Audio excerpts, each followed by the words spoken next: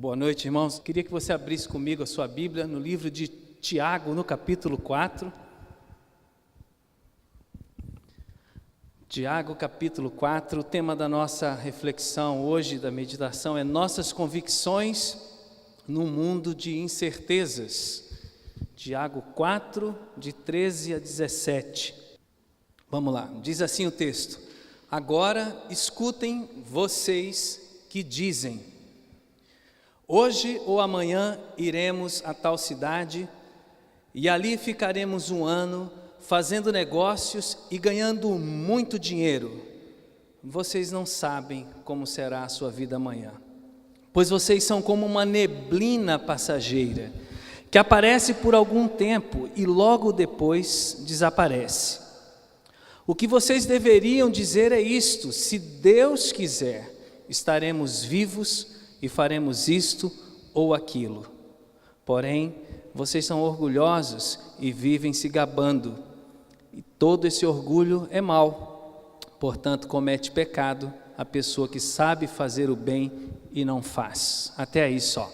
Normalmente, em muitas ocasiões, eu usei esse texto para ler em reuniões onde havia uma cerimônia fúnebre, porque fala sobre a vida.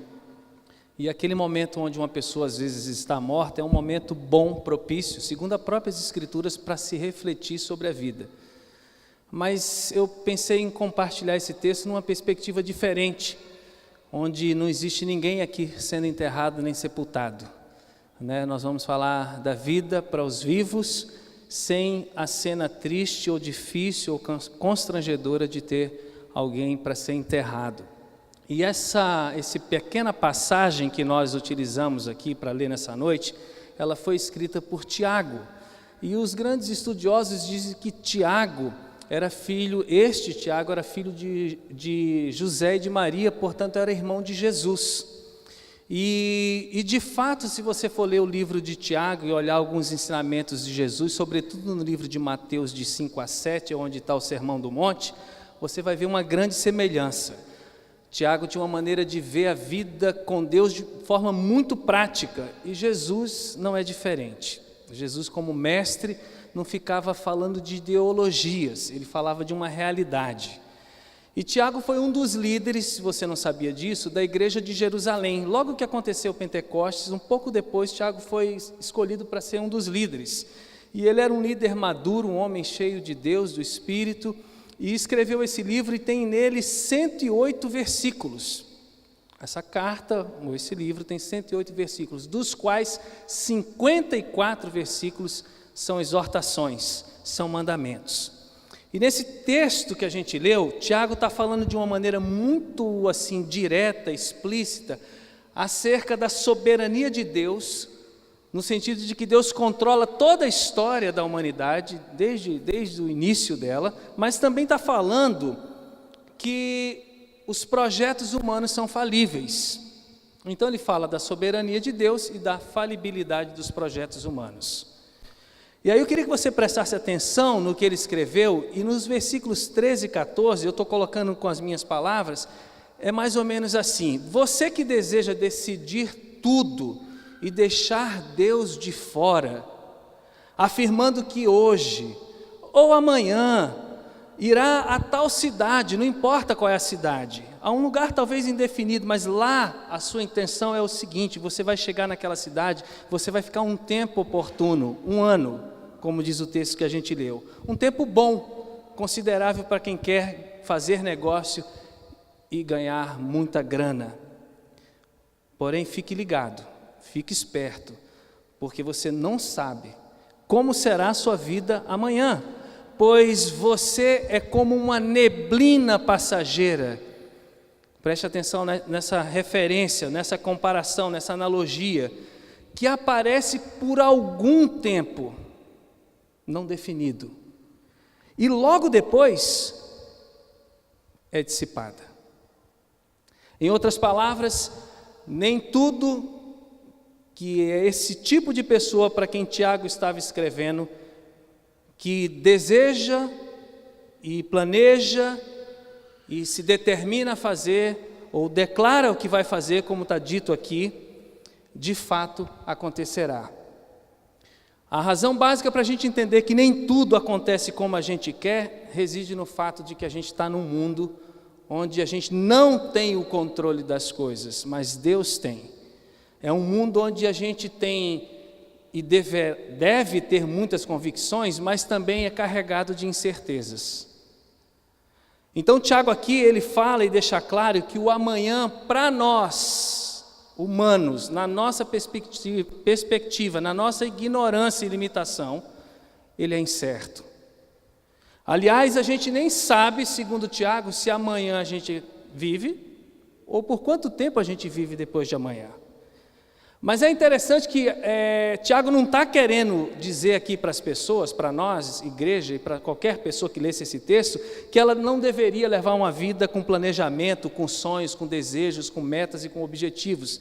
Não, ele não é contra esse tipo de postura, porque isso é normal, faz parte da vida. Tampouco Tiago aqui está dizendo o seguinte, sabe, porque vocês não têm o controle do amanhã, então fiquem com medo, ou fiquem acuados, ou apenas pensem no pior. Não, Tiago não está nos induzindo ao pessimismo, longe disso, ele era um cara de fé. Não tem nada a ver com pessimismo. O que ele está dizendo claramente é o seguinte: o futuro meu e o seu e da humanidade, dos que creem e dos incrédulos, pertence a Deus. E a durabilidade da vida das pessoas, aquilo que elas fazem e aquilo que elas conseguem executar mesmo, consumar em termos de plano, desejo e sonho, também deveria nascer de uma relação de dependência daquela pessoa com Deus. Porque Tiago entendia que a gente não foi criado para viver longe ou independente de Deus. O ser humano foi criado para relacionar-se com Deus, para viver na presença de Deus, para fazer tudo em parceria com Deus. E a Bíblia chega a dizer até de uma forma mais profunda que Deus fazendo através da gente. Agora veja, Tiago diz assim, que a vida do ser humano é breve e passageira, por isso que ele usa a figura da neblina.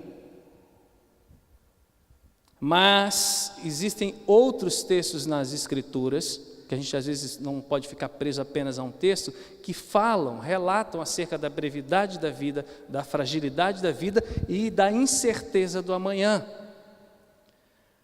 A Bíblia diz, depois isso vai estar no site, que a nossa vida também é comparada, sabe com o quê? Com a erva do campo, com a sombra, com o vapor, todas as coisas que aparecem, surgem e são dissipadas com facilidade.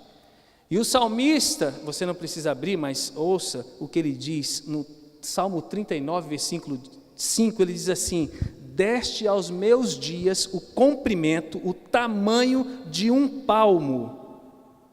A duração da minha vida é nada diante de ti. De fato, o homem não passa de um sopro. Essas são palavras do salmista.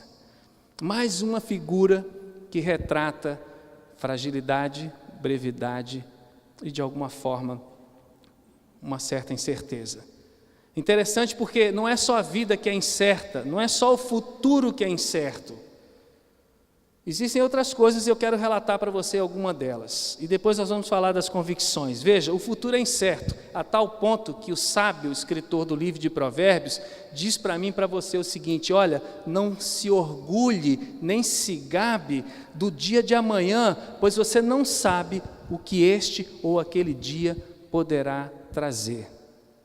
Tudo isso nos remete, sabe ao quê? Não ao medo do futuro, mas uma real dependência de Deus, de dizer: Senhor, eu pretendo isso, se o Senhor me permitir, eu vou fazer isso, eu vou tocar, eu vou fazer, eu vou trabalhar, eu vou... É dependência que Tiago está nos chamando a viver. Porque, de fato, a gente não sabe do amanhã. O futuro é incerto e o tempo de vida, como a gente leu aqui, é também incerto. Sábado agora nós temos uma caminhada em homenagem ao Ted, Jorge. Estava falando com a Cirlei. Eu não tenho a menor dúvida do amor de Deus pelo Ted, eu não tenho a menor dúvida do controle de Deus sobre a vida do Ted, eu não tenho a menor dúvida de nada acerca do Ted. Ted era um filho querido, amado, um irmão presente quando esteve conosco, uma pessoa admirável, um menino que foi sal e luz no tempo de vida que Deus permitiu que ele tivesse. Eu tenho certeza, eu comentei isso com o Sirley e pedi licença para comentar aqui hoje à noite, falei, eu tenho certeza que os sonhos dele era maravilhoso, como o meu sonho, eu acredito, e o seu também é maravilhoso. E a gente não tem explicação para dar para as pessoas sobre o que aconteceu. A gente sabe que foi uma tragédia e que ele partiu desse mundo apenas com 21, quase 22 anos, se eu não me engano. E nós fizemos uma caminhada em homenagem a ele no sábado com 20 pessoas, com a cobertura da rede SBT e da rede Bandeirantes. Tivemos a oportunidade de falar de Jesus na televisão, para as pessoas que estavam ali, cantar, orar, cantar com os funcionários do Hemonúcleo. Foi uma bênção. Mas no dia seguinte a gente teve a notícia, não sei se os irmãos conhecem, eu conheço pessoalmente, de que o irmão do Everson, tio Bolinha, também faleceu, o Vandré.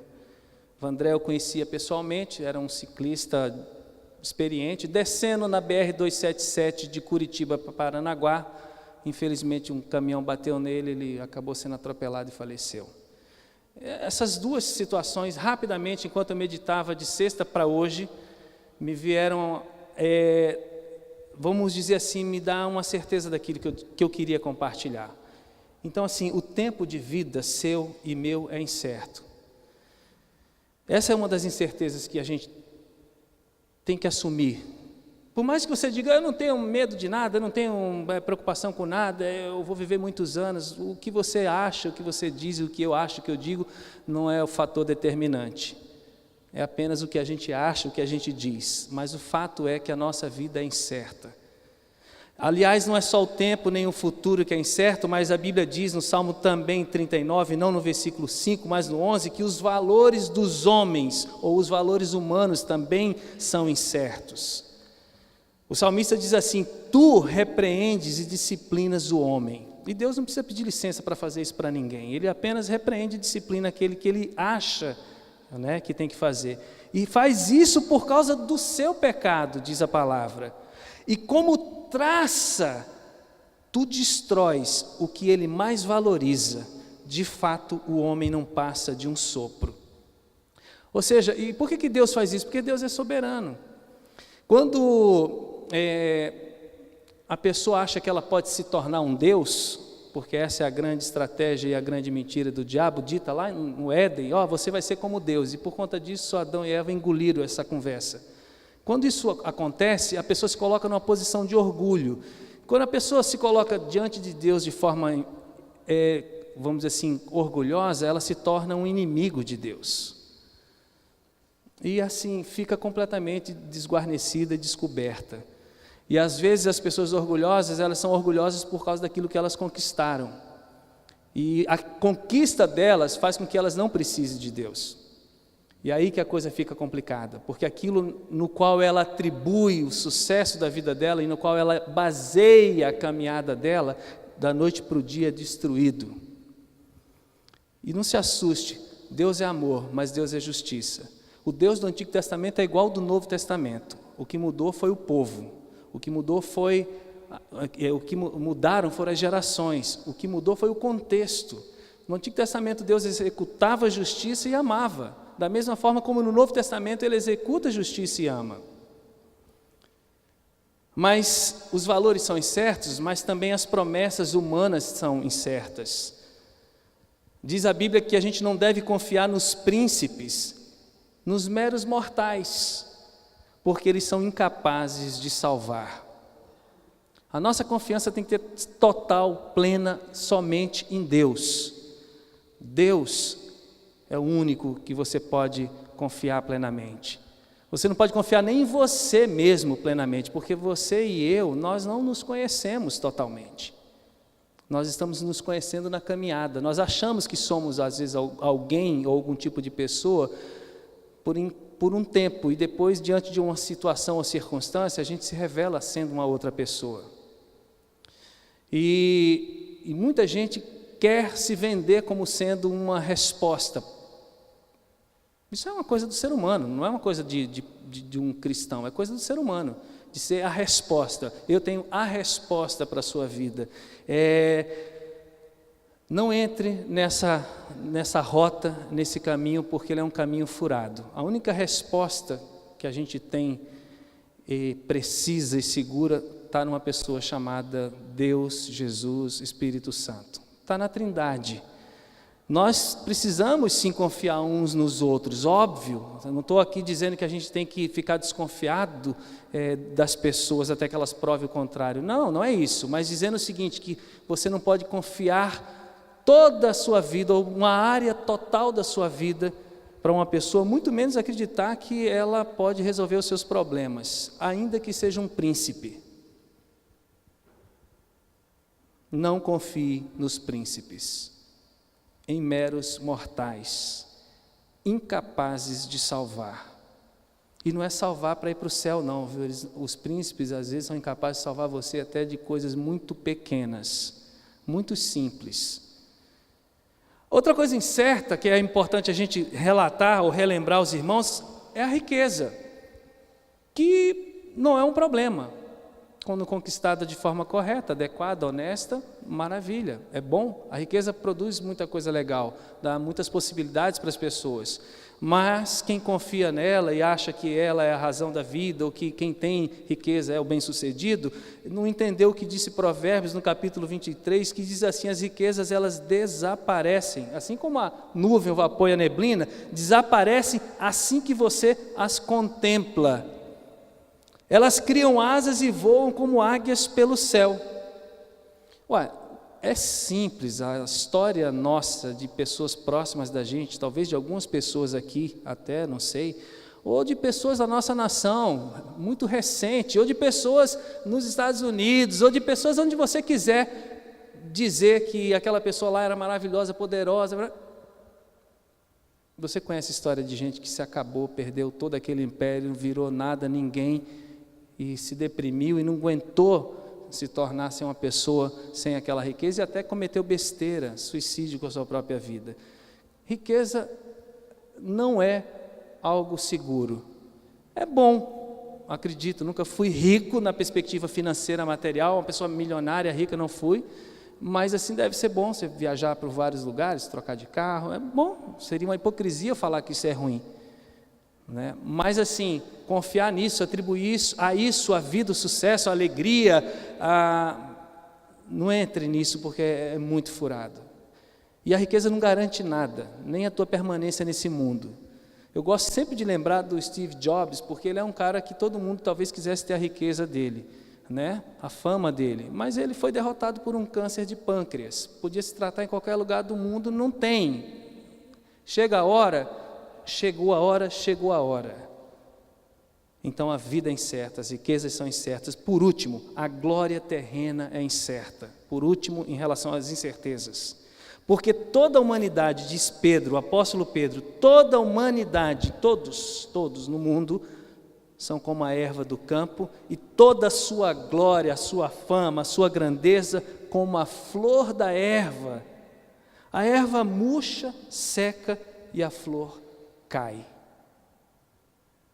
O mundo busca riqueza, glória, literalmente.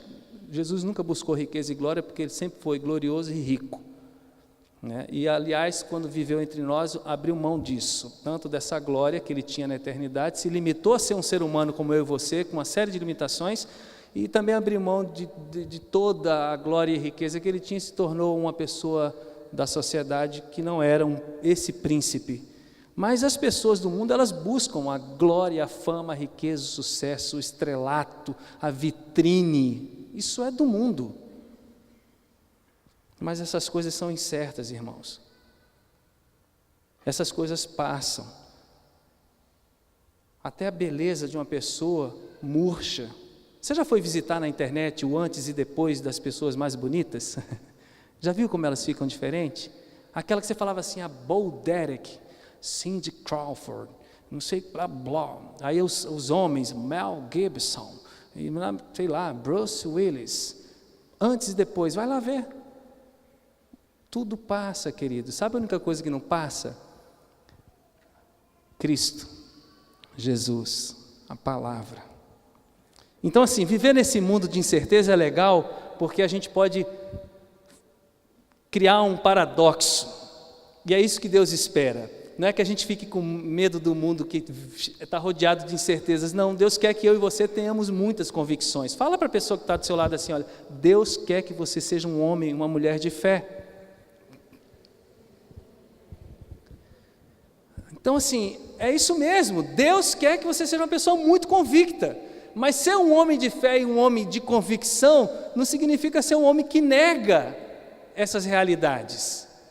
Porque aí não é ser uma pessoa de fé nem de convicção, mas é ser uma pessoa que, tipo assim, transmite um certo temor da vida como ela é. E aí, eu quero dizer para você um pouquinho sobre as convicções que Deus espera que você tenha, mas a primeira delas não é muito legal de falar, mas também é uma convicção que Deus quer que você tenha. Sabe qual que é? Você já viu aquele ditado popular que quando você está num velório, a pessoa olha para outra, a outra olha para o outro, aí chega assim, a única certeza que a gente tem nessa vida é o quê? A morte. Como é que é a única certeza que a gente tem na vida? Que a gente vai morrer. Aí você fala, nossa, mas isso é coisa do homem, isso é coisa do mundo. Não, não é coisa do homem, não é coisa do mundo, isso é coisa deste mundo como consequência do pecado, mas isso é coisa real, que a gente tem que encarar. Eclesiastes 8:8, sabe o que diz? Ninguém pode dominar o vento, nem segurá-lo. Assim também ninguém pode evitar a morte, nem deixá-la para outro dia. Nós temos de enfrentar essa batalha e não há jeito de escapar.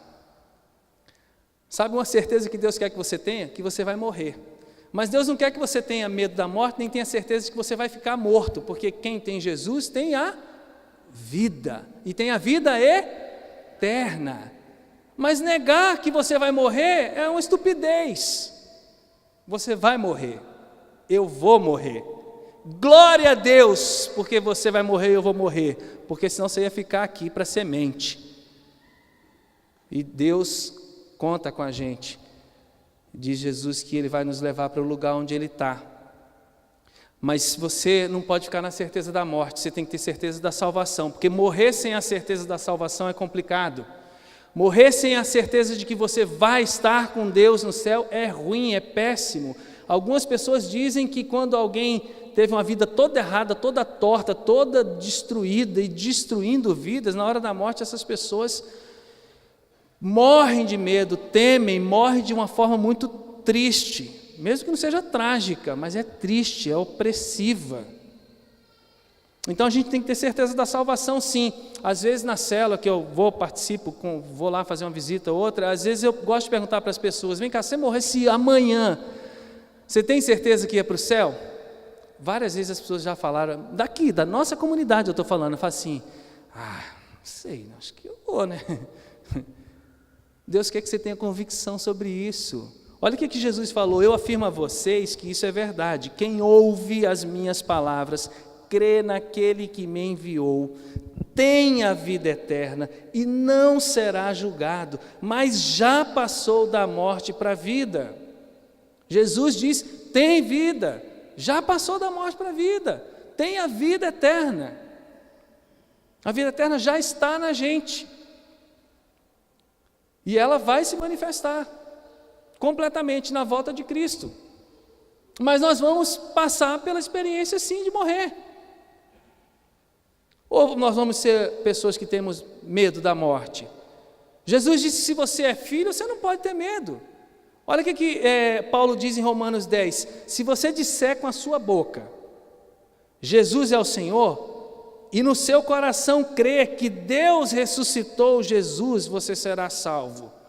Porque nós cremos com o coração, somos aceitos por Deus, falamos com a boca e assim somos salvos.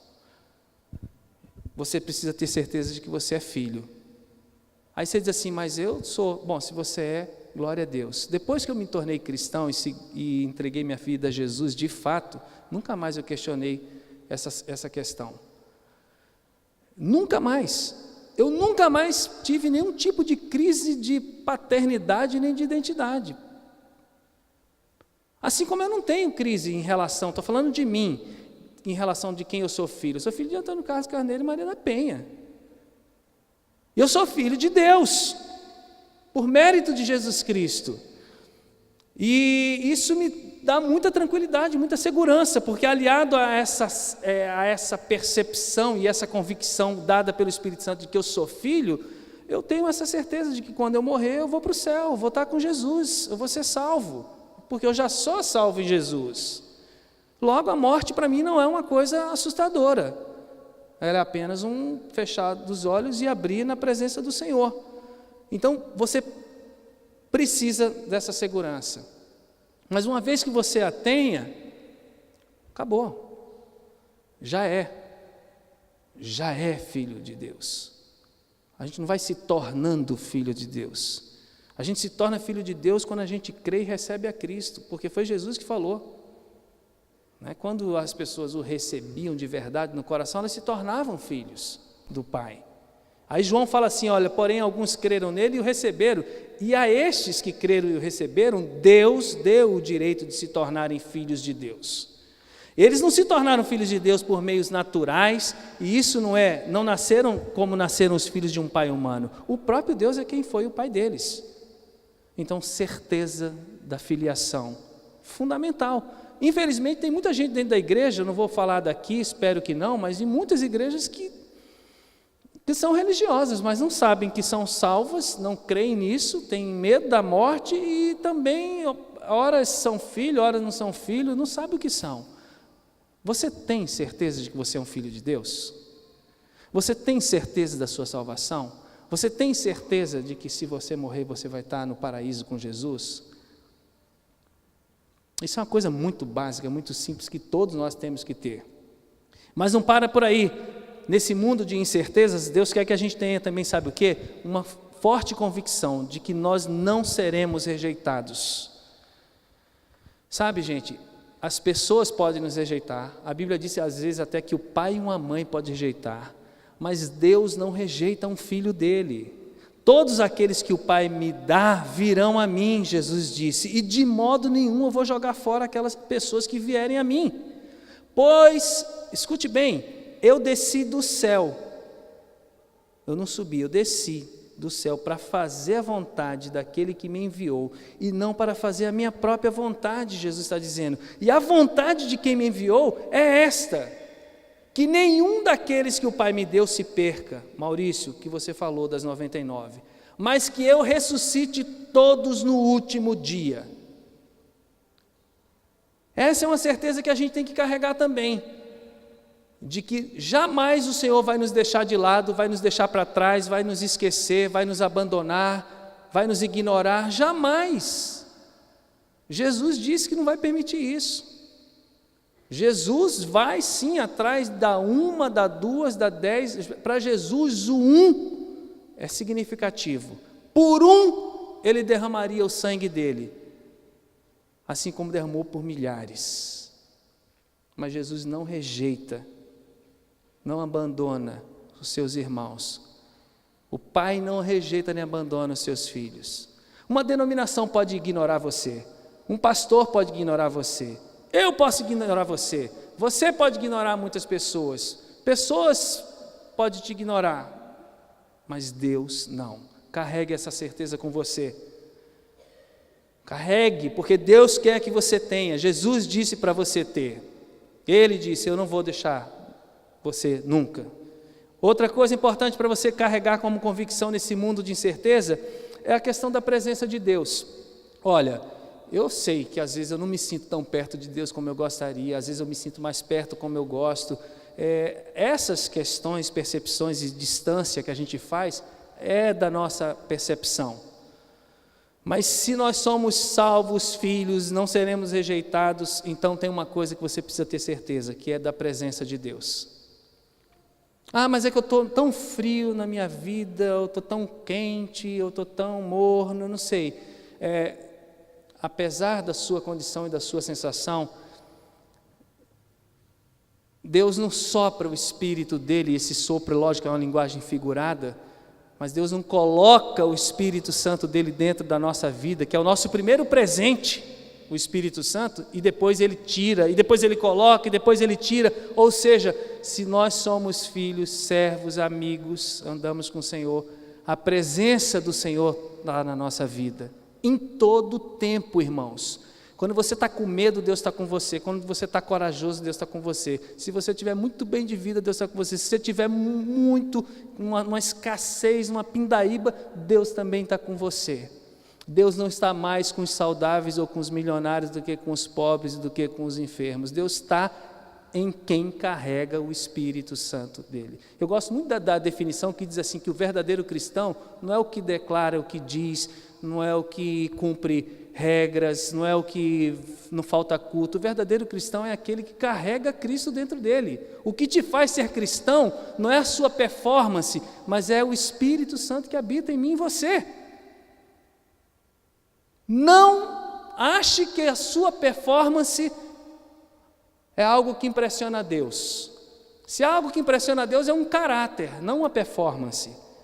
Deus se agrada de quem se lança para fazer tudo o que Ele deseja. Mas tem muita gente que faz muita coisa que Ele deseja, que às vezes não anda com Ele. E não são palavras minhas, são palavras de Jesus. Mas tenha certeza da presença de Deus. Olha aqui que o salmista diz: eu estou certo de que o Senhor está sempre comigo, Ele está do meu lado direito e nada pode me abalar. E olha que esse é um salmista, nós estamos falando de um cara do Antigo Testamento. Nós que já entendemos quem Jesus é, o Espírito Santo, a história toda, nós sabemos o seguinte: eu tenho certeza que Deus está comigo, que Ele não está do meu lado direito não, que Ele vive em mim. Por isso que Paulo fala: Cristo vive em mim, não mais eu vivo, mas Cristo vive em mim. E a vida que agora eu vivo pela fé no Filho de Deus. E aí o Salmo 23, que é lindo também, muito lido num leito de morte, né, lido em momentos fúnebres. O que diz lá Davi? Mesmo quando eu andar pelo vale das trevas e morte, não temerei perigo algum, pois tu estás comigo, a tua vara e o teu cajado me protegem. Certeza da presença de Deus na nossa vida. Uma outra certeza que eu queria que você tivesse, lembrasse, fizesse isso, sabe, te dar vigor para seguir adiante, é o seguinte: de que Deus não faz nada pela metade. Fala para a pessoa que está do seu lado, fala assim: Deus não faz nada pela metade. Irmãos, veja o que Paulo diz: eu tenho segurança, eu tenho certeza, eu estou certo de que Deus começou esse bom trabalho na vida de vocês, e Ele vai continuar esse trabalho até que Ele esteja completo no dia de Cristo Jesus. A certeza que eu tenho de que a obra de Deus vai terminar na minha vida não se baseia em mim, se baseia nele. Ele começa e Ele termina. Aliás, eu não sei se você sabia, o nome Jesus significa salvação completa. Não existe meio salvo, um terço salvo. Ele é meio filho de Deus. Ele anda meio na luz.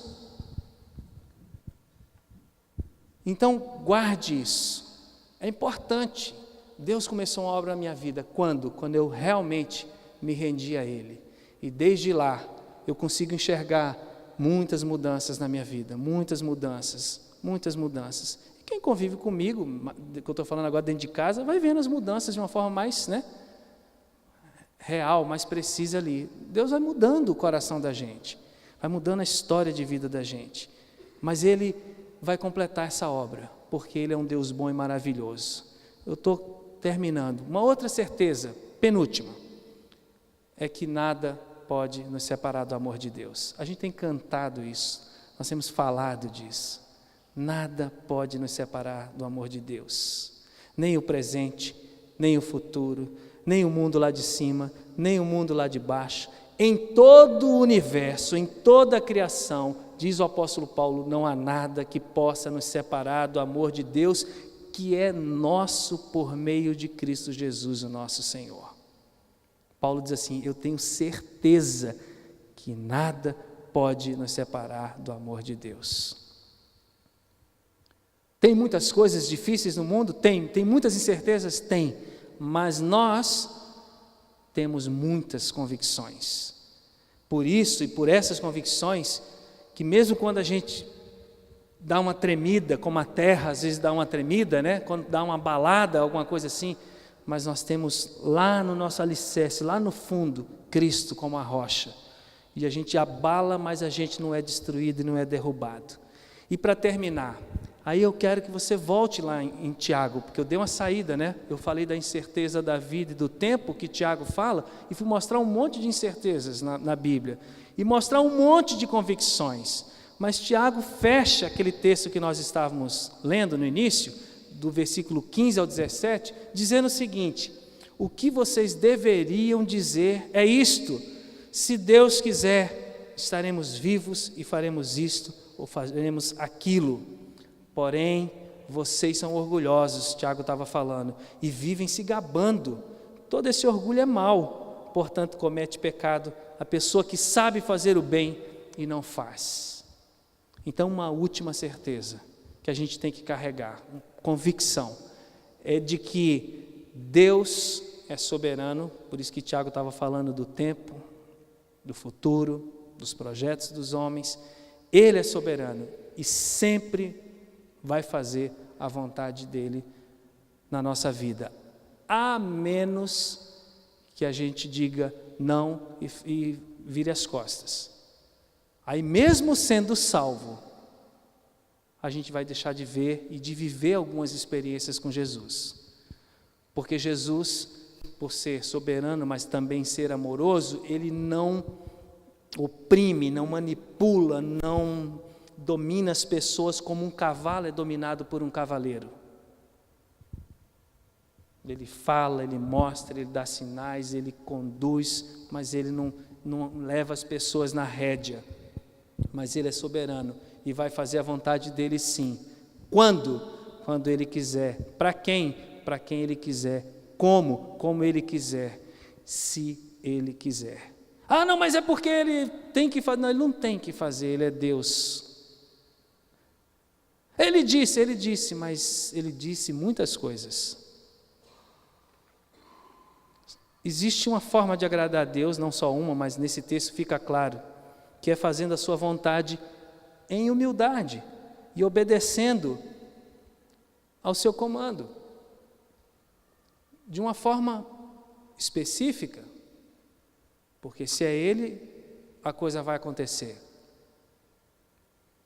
É simples, se você ler e meditar com carinho no livro de Filipenses, no capítulo 2, do versículo 5 a 11, você vai ver que esse Deus que é glorioso, poderoso, Criador de todo o universo, cuja sua palavra jamais vai passar, ele vem, se faz homem, e não se faz só homem, porque ele podia se fazer homem e se fazer o rei segundo o que a humanidade espera, mas ele se faz homem e se faz servo, e não se faz servo, ele se faz servo de todos, e não apenas se faz servo de todos, ele morre por todos, e ele é obediente até a morte, e morre de uma morte humilhante. E aí Deus, no tempo dele, do jeito dele, exalta Jesus,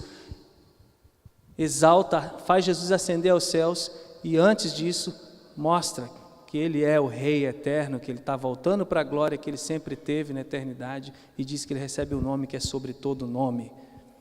E por causa do nome que Jesus recebeu, todo joelho e toda língua vai um dia se dobrar e vai confessar que ele é Senhor dos senhores e Rei dos reis. Nós precisamos reconhecer sempre que tudo só será possível se Ele, o Deus soberano, quiser. Fora da dependência contínua e da condição de humildade, mesmo as melhores obras que eu possa fazer não vão valer, porque elas vão estar carregadas de orgulho e de presunção, e consequentemente do pecado que desagrada a Deus. Tiago diz: vocês são orgulhosos. Vocês quem? Os que acham que pode fazer o que quiser, na hora que quiser, com quem quiser, a qualquer preço. É Tiago que está falando, vocês são, porque vocês vão dizer assim, eu vou lá, eu vou fazer lá. Só que nesse caso aqui, ele está falando de gente que queria ganhar dinheiro. Se você continuar lendo Tiago para frente e para trás, você vai ver que ele vai falar especificamente para outro tipo de pessoa. Portanto, fazer o bem, como ele diz assim, olha, portanto, comete pecado a pessoa que sabe fazer o bem e não faz, não é só uma referência ao que está sendo feito, mas também a motivação. Então, Paulo termina, eu termino dizendo uma palavra de Paulo em Colossenses 3, tudo que você for fazer, tudo que você for dizer, quer seja por palavras ou por ações, que você faça em nome de Jesus, por meio de Jesus, agradecendo a Deus o Pai, porque é nele que a gente vive, que a gente se move e que a gente existe. É nele. Fora dele, as coisas não são contadas. Então a gente tem que ter essa garra para viver tudo que Deus tem para a gente, com temor, com tremor, com humildade, com ousadia, com obediência, mas entendendo que Ele é Deus e que nós somos seus filhos, seus servos e seus amigos. Amém? Queria que você se colocasse de pé, que Deus continue ministrando o seu coração. As palavras todos os domingos têm sido colocadas no site da comunidade, amanhã à tarde ou à noite já está lá. Tenho dito para algumas pessoas, leia de novo, pesquise os textos, avalie, estude, veja o que a gente tem ensinado, mostrado.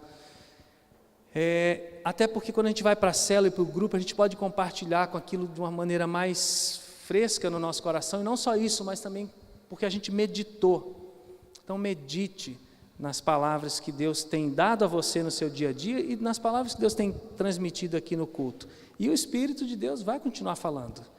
Amém? Que Deus abençoe muito a nossa vida, que a gente seja muito convicto das coisas que Deus pede para que nós tenhamos certeza, e que a gente viva essa vida cristã que é uma bênção, uma vida privilegiada. É um privilégio ser filho de Deus, amém? Dá a mão para a pessoa que está do seu lado aí, estamos pertinho um do outro, vamos orar, amém? Senhor, muito obrigado, Senhor, por essa noite, te agradecemos, ó Deus, porque a gente pode se reunir, Deus, com liberdade, cantar ao Senhor, engrandecer o seu nome. A gente pode contemplar o Senhor através das coisas que nós cantamos. A gente pode, Deus, ter intimidade contigo nesse tempo, Senhor. Não aquela intimidade que a gente tem às vezes sozinho, mas intimidade com a família. A gente pode ter uma noite de celebração. Deus, obrigado pelo privilégio de cantar, de orar, ó Deus, de ouvir a Tua palavra, ó Deus, de ser alimentado pela Tua palavra. Deus, em nome de Jesus, eu quero orar pelos meus irmãos, pela minha vida, que a gente tenha convicção, Senhor, ó Deus, convicção de todas essas coisas que foram mencionadas, da nossa salvação, da Tua companhia, Deus, de que nós somos Teus servos, Teus filhos, ó Deus, de que as coisas que o Senhor começou na nossa vida terminarão. Pai, que a nossa vida seja uma vida de fé, uma vida de certeza, ó Deus, uma vida, Deus, ó Deus, onde a gente vai sempre, diariamente experimentar, Deus, a Tua presença. Ó Deus, ela está em nós, mas que a gente a perceba, e que a gente não só a perceba, mas que a gente deixe ela fluir, ó Deus, em amor, ó Deus, em carinho, em olhar, em gesto, em abraço, em compartilhar a palavra, em compartilhar o pão, numa oração, Deus, pela vida de uma pessoa. Pai, que a igreja se mova, continue se movendo, ó Deus, que o Senhor gere cada dia mais um desejo, ó Deus, de transformar tudo isso que o Senhor já tem feito na nossa vida, em amor ao próximo, em extensão para o próximo, porque há muita gente, ó Deus, vivendo nesse mundo de incertezas, ó Deus, e que pode fechar os seus olhos da noite para o dia, ó Deus, sem sequer saber para onde vão. Ó Deus, tenha misericórdia, use as nossas vidas, nos levante, ó Deus, e nos envie, Pai, nessa cidade, por todos os cantos, para que a Tua vontade seja feita. Nós oramos agradecendo ao Senhor por essa noite, por esse tempo de comunhão, em nome de Jesus. Amém. E amém. Amém. Deus abençoe. Dá um abraço no seu irmão. Desejo a ele uma semana de muita paz, alegria e de vitória em Jesus. Amém. Deus te abençoe.